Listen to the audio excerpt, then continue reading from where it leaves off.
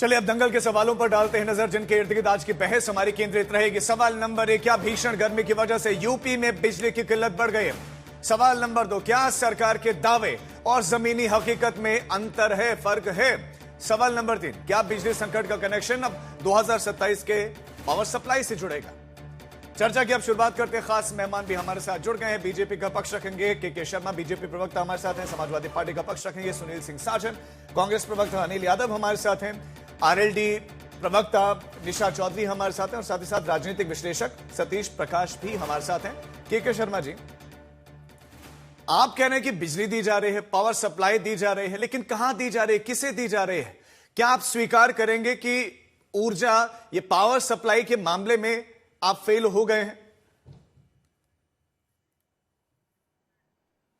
देखिए राजीव जी, ये फेल शब्द तो बिल्कुल उचित नहीं है और ये ठीक है कि थोड़ी बहुत समस्या आई है और वो क्यों आई है मैं वो भी बताता हूं। बिजली में 3 बातें हैं। हाँ, मैं बताता हूं क्यों है वो। 3 चीजें हैं। एक डिमांड है, एक सप्लाई है और एक है फॉल्ट।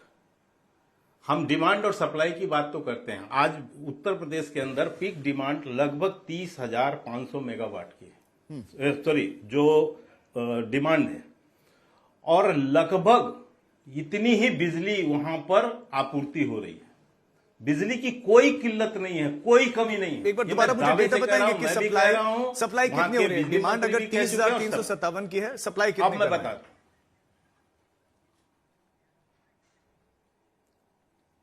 सप्लाई भी उतनी ही है।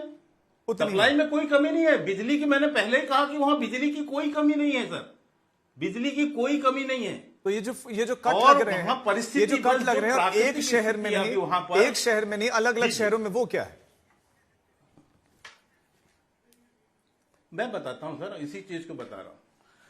होता क्या है कि जहां इतनी प्रचंड गर्मी पड़ रही है, इतने प्रचंड गर्मी में ट्रांसफार्मर का फूकना, वायर का टूटना, इस तरह की समस्या बनी रहती है और इसके लिए अलर्ट मोड में बिजली विभाग वहां काम भी कर रहा है। पहले सब स्थिति क्या थी? जब ट्रांसफार्मर फूकता था तो गांव के लोग 500-500 रुपए का चंदा करके एक ट्राली में भर के ट्रांसफार्मर को लेके जाते थे और जेई को घुस देते थे, फिर भी 10 दिन लगते थे ट्रांसफार्मर बदलने में। आज आप जो है 24 घंटे के अंदर वहां ट्रांसफार्मर। के शर्मा जी, हम पुरानी व्यवस्था पर बात करेंगे। आप कह रहे हैं कि फॉल्ट है, लेकिन क्या ये संयोग नहीं है के शर्मा जी कि एक साथ इतने शहरों में फॉल्ट, मतलब कानपुर में फॉल्ट, लखनऊ में फॉल्ट, गाजियाबाद में फॉल्ट, नोएडा में फॉल्ट, ललितपुर में फॉल्ट, कहां फॉल्ट नहीं है? नहीं, फॉल्ट की स्थिति क्यों है सर? प्राकृतिक स्थिति, अभी प्राकृतिक आपदा क्या है? अच्छा, 48 डिग्री टेम्परेचर, 46 डिग्री टेम्परेचर, इस टेम्परेचर पर वहां पर बिजली प्रभावित हो रही। मैं एक चीज मानता हूं कि जो वायर उस समय समाजवादी सरकार या पिछली सरकारों में रहा, उसको पूरी तरह से बदल पाने में हम कामयाब नहीं हुए। क्योंकि अभी उसमें काम चल रहे हैं। हजारों किलोमीटर की वायरिंग को चेंज किया गया है और आने वाले समय में वो काम चल भी रहे हैं। और यही नहीं, वहां पर उपभोक्ता की भी स्थिति कितनी बदली है। पहले वहां के उपभोक्ता होते थे उत्तर प्रदेश में 1.80 करोड़, 1 करोड़ 80 लाख, आज बढ़ के हुए हैं 3 करोड़ 70 लाख। लगभग 1 करोड़ से ज्यादा ग्रामीण क्षेत्रों में हमने बिजली पहुंचाई है सौभाग्य योजना के तहत, जो केंद्र सरकार की योजना है। मैं आपको इसके साथ ही याद दिला दूं कि सौभाग्य योजना 2014 में लागू हुई थी। 2017 तक अखिलेश जी की सरकार थी। 3 साल तक सौभाग्य योजना पर कुंडली मार के बैठे रहे। किसी गांव में बिजली नहीं पहुंचने दिया इन्होंने, ना उसकी वायरिंग चेंज होनी हुई, ना वहां खंभे चेंज हुए। के शर्मा जी, हमने आके 17 से लगातार प्राकृतिक आपदा बताने लग गए हैं, 46 डिग्री बताने लग गए हैं। ऐसा तो नहीं कि यूपी में टेम्परेचर इतना पहली बार पहुंच रहा हो, तो हर साल पहुंचता है ना। मैं आप तो ये कुछ समय के लिए ये परिस्थिति होती है और गांव में थोड़ी बिजली इस समय काटनी भी पड़ती है। राजीव जी, आप तो उत्तराखंड से आते हैं और आप तो गांव के हालत भी जानते हैं। गेहूं की कटाई हो चुकी है, फसल है, इतने हाई टेम्परेचर में और प्रकृति के इस समय जो हालात हैं उसमें आज जब करंट गुजरता है तो स्पार्किंग होती है, आग लगती है, ये सब भी समस्याएं होती हैं। ये हाई टेम्परेचर के। इसलिए ये कहना कि वहां पर बिजली की आपूर्ति नहीं है, पूरी है। के शर्मा जी, आपने जो दलील दी, जो आपने तर्क दिया, मेरा उससे से जुड़ा हुआ सवाल है। आप कह रहे हैं कि गर्मी, देखिए भी चल रहा है, आपने अपनी समस्याएं बताई, ठीक है। मेरा सवाल यह है कि एक तरफ हीट वेव और साथ में बिजली सप्लाई का रुकना, क्या ये जान के साथ खिलवाड़ नहीं है? क्योंकि लोग घर के भीतर रहेंगे और भीतर भी गर्मी है, वहां लाइट ही नहीं है। नहीं, जान के साथ खिलवाड़ कैसे? गर्मी उबल रहा है आदमी घर के अंदर। मैं ये कह रहा हूं कि क्या स्पार्क होके आग लगना ज्यादा खतरनाक है या गर्मी को सह लेना थोड़ा ज्यादा खतरनाक? अच्छा, तो स्पार्क की वजह से आप बिजली रोक देते हैं कि कहीं स्पार्क ना हो जाए, कि खेत में जल जाए। गांव की नहीं, मैं आप मेरी बात को थोड़ा सा यानी अलग अलग करके रखिएगा। मैं गांव की हालत बताया, गांव के संदर्भ में। शहरों में जो बिजली आपूर्ति आबाद गति से चल रही है, कोई उसमें प्रॉब्लम नहीं है। हाँ, थोड़ी बहुत प्रॉब्लम हो सकती है, कहीं पर वायर टूटा, कहीं ट्रांसफार्मर है, तो उसकी रिपेयरिंग वर्क तत्काल होते हैं। ये सब चीजें इतनी गर्मी के अवसर पर देखने को मिलता है, ये सामान्य स्थिति बनती है। सामान्य स्थिति बनती है, ठीक है।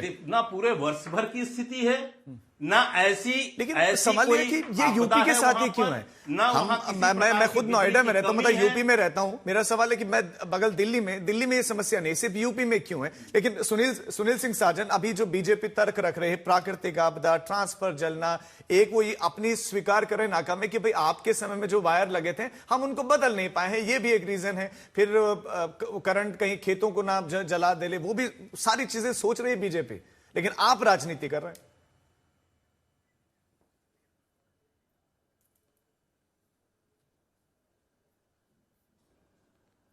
और न ही झूठ बोलने वाले लोग हैं। आपने कहा कि कुछ मामले में आप फेल हैं, तो बीजेपी को लगा रहे आपने हमें फेल कैसे कह दिया है।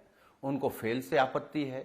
बिजली फेल हो जाए, बच्चे फेल हो जाएं, किसान फेल हो जाए, सरकार फेल चल रही है, लेकिन इनको आप फेल मत कहो। और क्या अपनी उपलब्धि गिना रहे हैं? अभी भी 10 साल की सरकार होने जा रही है और आप पिछली सरकारों पर ही आरोप लगा रहे हैं। और हम कह रहे चलिए आप आरोप लगा रहे हैं, आप तर्कों के साथ आरोप लगाइए। हम तो आज तक में बैठ करके कह रहे हैं, हमारे नेता आदरणीय अखिलेश यादव जी ने बिजली उत्पादन पे काम किया।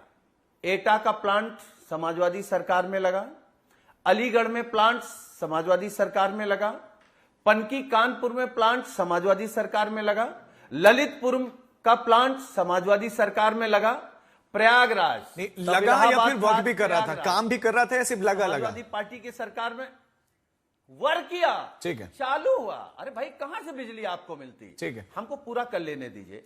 घाटमपुर, अंबेडकर नगर, और मैं दावे के साथ कह सकता हूं, इन भाजपाइयों से पूछो कि उत्तर प्रदेश में पिछले 10 सालों से आप सरकार में हो, लगभग 10वां साल चल रहा है, 1 यूनिट बिजली उत्पादन पे काम किया है। और ज्ञान ऐसा देते हैं, अभी हो सकता है थोड़े दिन में मुख्यमंत्री और प्रधानमंत्री जी आकर के भी इस पर ज्ञान देने लगे और वो ये कहने लगे कि जो घर में 2 एसी चला रहे हैं वो देशद्रोही हैं, जो एसी बंद करेगा वो राष्ट्रवादी है, जो बिजली का उपयोग नहीं करेगा वो असली देशभक्त है। जहां ये फेल हो जाते हैं वहां फिर ये ज्ञान देने लगते हैं। हम आज तक के कार्यक्रम में, राजीव जी आपके कार्यक्रम में, भारतीय जनता पार्टी को खुली चुनौती दे रहे हैं, इनकी सरकार को, योगी सरकार को, कि पिछले 10 साल में अगर 1 यूनिट बिजली उत्पादन पर आपने काम किया हो। इसका जवाब ले लेते हैं ना। के शर्मा जी बताइए, आप कह रहे हैं कि हमने सप्लाई में बढ़ोतरी की है, सपा के राज से 2.5 गुना 2 गुना आपने बिजली सप्लाई कर दी है, लेकिन बिजली उत्पादन केंद्र कितने आपने बनाए, बताइए। नहीं, मैं बताता हूं सर, बिल्कुल बताता हूं। शायद साजन जी शायद अध्ययन करके आए हैं या अध्ययन करके भी झूठ बोलना चाह रहे हैं। 2017 तक उत्तर प्रदेश की अपनी उत्पादन, जितना सुना रहे थे उत्पादन उसमें कि ये हमने फैक्ट्री लगाई, ये उद्योग लगाया, ये लगाया, फैक्ट्री लगाई, टोटल उत्पादन क्या होता था? 5160 मेगावाट। 2000, ये मैं आपको कह रहा हूं, दावे से कह रहा हूं, राजीव जी आप अपने प्रोड्यूसर से कह के डाटा लिखवा लीजिए, मैं सरकार का डाटा दे रहा हूं आपको।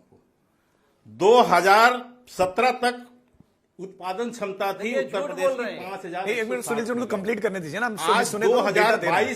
2022 हाँ सुनिए आज उत्तर प्रदेश की अपनी उत्पादन क्षमता है 9,120 मेगावाट। समझ में आया साजन साहब? फिर से बताऊं, डबल हो चुके हैं, डबल। आप 1 यूनिट की बात कर रहे हैं। अब सुन आपको लीजिए। ये हाँ, तक हम नहीं समझ पता गए। है आपके समय में सोलर ऊर्जा का मेरी नाम सुनिए। भी नहीं था। हाँ सुन लीजिए, मैं बताता हूं, पूरी सुनो ना, पूरी सुनो। सोलर ऊर्जा के नाम भी न लेने वाला कोई नहीं था। आज आपको पता है Uttar Pradesh 1400 megawatt solar energy पैदा करती है। सोलर एनर्जी अभी अयोध्या में एक पूरी यूनिट कंप्लीट हुई है सोलर एनर्जी की, और अभी 800 मेगावाट के 3 परियोजनाएं भी स्वीकृत हुई हैं। लेकिन हमने पहले ही डबल कर रखा है सोलर एनर्जी। आप गंगा एक्सप्रेसवे में जाएंगे ना, आपको बड़ा, आप तो घूमते रहते हैं वहां पर, दोनों के साइड शर्मा जी, देखिएगा कितने सोलर के शर्मा जी, आप जो डेटा दे रहे हैं, मतलब और सुनने किस में तरह तो से बड़ा अच्छा लग रहा गांव-गांव है। में जो है बिजली का उत्पादन हो रहा है।